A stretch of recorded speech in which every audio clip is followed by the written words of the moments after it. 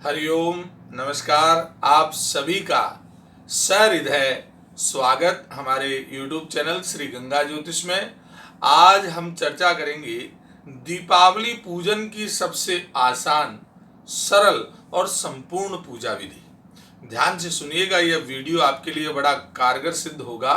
और ध्यान रखिए, अगर ये वीडियो आपको पसंद आए, आपको ये पूजा विधि सरल लगे, समझ में आए आसानी से, तो इसे आप शेयर करना ना भूलें, कमेंट करना ना भूलें और लाइक करना ना भूलिएगा। देखिए, दीपावली के दिन आप घर में पूजा करें तो आपको जो लक्ष्मी जी का पाना या पतरा लेकर आना है, उसमें आप ध्यान रखें कि आपको बैठी लक्ष्मी लानी है।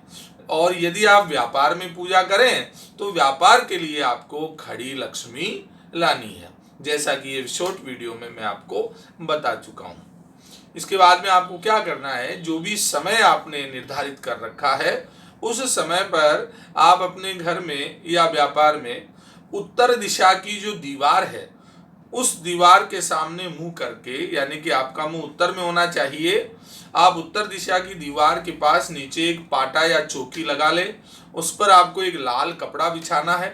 लाल कपड़ा बिछाने के बाद आप लक्ष्मी जी का पाना या पतरा जो है उसको या तो दीवार पर चिपका ले, और दीवार पर अगर आप नहीं चिपकाते हैं तो किसी गत्ते या पुट्ठे पर चिपका कर उसको रख लें। उसके बाद में आपको लक्ष्मी जी के पाटे के दाहिनी तरफ एक पानी का कलश भर के रखना है, जिसके ऊपर आप श्रीफल रख सकते हैं। साथ में आपको एक पानी का लोटा चाहिए, एक थाली चाहिए। थाली के अंदर आपको सामान चाहिए: रोली, मूली, चावल, मूंग, गुड़, पतासे, सुपारी, जनेऊ, भोग का सामान, जो भी आप लक्ष्मी जी के लिए नैवेद्य भोग लाए हैं। खील बतासे अवश्य लाएं। फल जो है माता जी के लिए आपको चाहिए, जिसमें सीताफल अवश्य लेकर आएं, और शकरकंद भी उनको बड़ी प्रिय है। इक्षु, गन्ना जिसे हम कहते हैं, वह भी बड़ा प्रिय है लक्ष्मी जी को, तो वह भी आप अवश्य लेकर आएं। साथ ही आपको इन सभी सामग्रियों को इकट्ठा करने के बाद आप ध्यान रखें कि सामने आपने सही से वह रख लिया है, सही से वह सारा सामान जमा लिया है। उसके बाद में सबसे पहले, अच्छा, साथ में आपको ये भी ध्यान रखना है कि अगर अन्य तस्वीरें हैं आपके पास तो उन तस्वीरों को भी आप उस पाटे या चौकी पर रख सकते हैं। उसके बाद में आपको जो पूजा करनी है, सबसे पहले आपको हाथ जोड़कर गणेश जी महाराज का ध्यान करना है। जिस भाषा में आप ध्यान कर सकते हैं उस भाषा में आप ध्यान कीजिए, या सीधा सा तरीका है, आपको बोलना है श्री गणेशाय नमः, श्री गणेशाय नमः। इस तरह से आप गणेश जी का नाम लेवें। उसके बाद में आप पानी का लोटा है, उससे आप सभी सामग्री के छींटा लगा लीजिए, अपने आप के भी आप छींटा लगा लीजिए, आप थोड़े से हाथ भी धो लीजिए। उसके बाद में पूरे परिवार सहित हाथ जोड़कर गणेश जी महाराज को प्रणाम कीजिए, साथ में लक्ष्मी जी को प्रणाम कीजिए, सरस्वती जी को प्रणाम कीजिए। उसके बाद में आपको बाएं हाथ में अक्षत लेने हैं, चावल जिसे हम कहते हैं, बिना टूटे वह अक्षत लेकर सबसे पहले आपको बोलना है श्री गणेशाय नमः। ऐसा बोलकर आपको गणेश जी के चरणों में दाहिने हाथ से थोड़े से चावल चढ़ाने हैं। उसके बाद में आपको बोलना है ओम महालक्ष्मी नमः। ऐसा बोलकर आपको लक्ष्मी जी के चरणों में चावल चढ़ाने हैं। फिर आपको बोलना है ओम महासरस्वती नमः। ऐसा बोलकर आपको सरस्वती जी के चरणों में चावल चढ़ाने हैं। सारे चावल एक साथ लेकर आपको सभी जगह चढ़ा देने। सामने जो भी तस्वीरें हैं, कलश हैं, सब पर आप ये सभी चावल चढ़ा दीजिए। चढ़ाने के बाद में आपको थोड़ा सा जल का छींटा लगाना है सभी चीज़ों पर। जल का छींटा लगाने के बाद में मूली आपने जो रख रखी है, मूली के धागे आप कलश पर और गणेश जी के सामने चरणों में, लक्ष्मी जी के चरणों में, सरस्वती जी के चरणों में, अन्य जो तस्वीरें आपने रख रखी है सभी के चढ़ा दीजिए। उसके बाद में आपको चंदन का टीका लगाना है सभी को। चंदन का टीका लगाने के बाद में आपको रोली, कुमकुम का टीका लगाना है सभी को।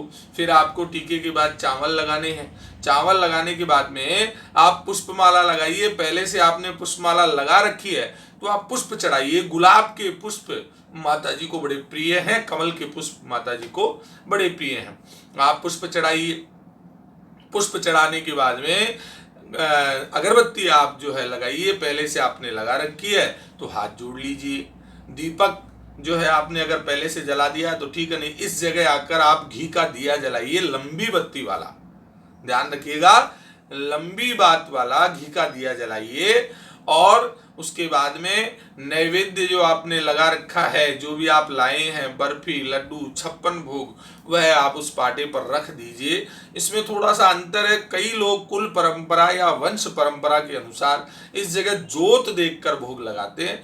तो जैसी आपकी परंपरा हो, जैसा आपका तरीका हो, आप वैसे भी कर सकते हैं। अन्यथा आप पाटे पर आप भोग रख दीजिए, उसमें आप तुलसी का पत्र या पुष्प छोड़ दीजिए, हाथ जोड़िए, भोग का ध्यान कीजिए कि हे माँ भगवती, हमारे द्वारा लगाया हुआ जो भोग है उसको आप स्वीकार कीजिए।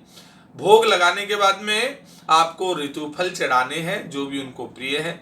आप अगर इक्षुरस लाए हैं, साटे जिन्हें बोलते हैं, या गन्ने आप लाए हैं, तो पाटे के दोनों तरफ खड़े कर दें और उनके मोली भी बांध दें, तिलक भी कर दें। उसके बाद में जो भी फल हैं आप चौकी पर रख दें, फल उनको अर्पित कर दें। फल अर्पित करने के बाद में तांबूल अगर आपके पास है, पान बीड़ा है तो आप पान बीड़ा चढ़ा सकते हैं। पान बीड़ा चढ़ाने के बाद में आपको दक्षिणा के रूप में उस जगह माता जी को आपको चांदी का सिक्का भेंट करना चाहिए। चांदी का सिक्का अगर आप लाए हैं तो उस पर चंदन का टीका लगाकर माँ भगवती के चरणों में आप उसको रख दें। और माँ भगवती के चरणों में रखने के बाद हाथ जोड़ें कि हे माँ भगवती, त्वदीयम वस्तु गोविंदा तुभ्यमेव समर्पयेत, अर्थात आप ही का दिया हुआ है, आप ही को समर्पित है, क्या समर्पित कर सकता हूँ। इस प्रकार हाथ जोड़िए और दक्षिणा भेंट करने के बाद सभी परिवारजन मिलकर माँ की आरती उतारिए। ओम जय लक्ष्मी मैया, जो भी आपके पास आरती हो, जैसी भी उपलब्ध हो, आप यह आरती उतारिए। आरती उतारने के बाद हाथों में पुष्प लेकर माँ से प्रार्थना कीजिए कि सब कुछ दीना आपने, भेंट करूं क्या मात, नमस्कार की भेंट लो, जोड़ू मैं दोनों हाथ। इस प्रकार पुष्प अर्पित करके आपको हाथ जोड़कर प्रणाम करना है, नीचे झुककर साष्टांग प्रणाम करना है और अपने काम में व्यस्त हो जाना है। अपने बड़े बुजुर्गों को सभी को प्रणाम करना है, आपके परिवारजन है सभी को प्रणाम करना है। आस पड़ोस में जो आपके बड़े बुजुर्ग हैं उन सभी को प्रणाम करना है। दूसरे दिन जब आप पाटा उठाएंगे तो आपको पानी का क्या करना है, यह आपको शॉर्ट वीडियो में बता दिया गया है। और भी अगर कोई विशेष बात हो तो आप कमेंट करके पूछ सकते हैं। आपको सपरिवार, मेरे पूरे परिवार की तरफ से, श्री गंगा ज्योतिष परिवार की तरफ से, सभी सदस्यों की तरफ से आप सभी को यह 5 दिवसीय त्योहार धनतेरस, रूप चौदस, दीपावली, गोवर्धन एवं भाई दूज की बहुत बहुत शुभकामनाएं, हार्दिक शुभकामनाएं। आपके लिए ये त्योहार बड़ा ही अच्छा और सुख संपत्ति लेकर आने वाला बने। धन्यवाद।